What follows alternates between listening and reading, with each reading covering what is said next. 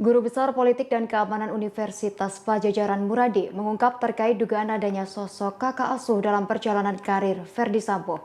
Kakak asuh tersebut diduga berupaya memberikan hukuman ringan terhadap Verdi Sambo dan membangun persepsi seolah-olah Sambo inosen.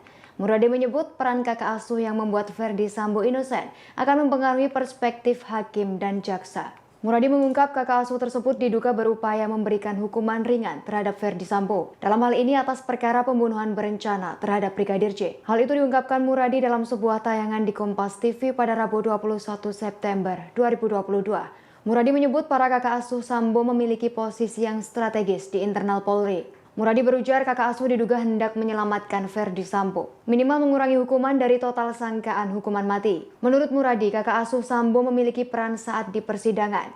Peran tersebut dengan membangun persepsi publik saat persidangan seolah-olah Sambo inosen. Muradi menilai tindakan tersebut akan mengganggu ataupun mempengaruhi perspektif hakim dan jaksa.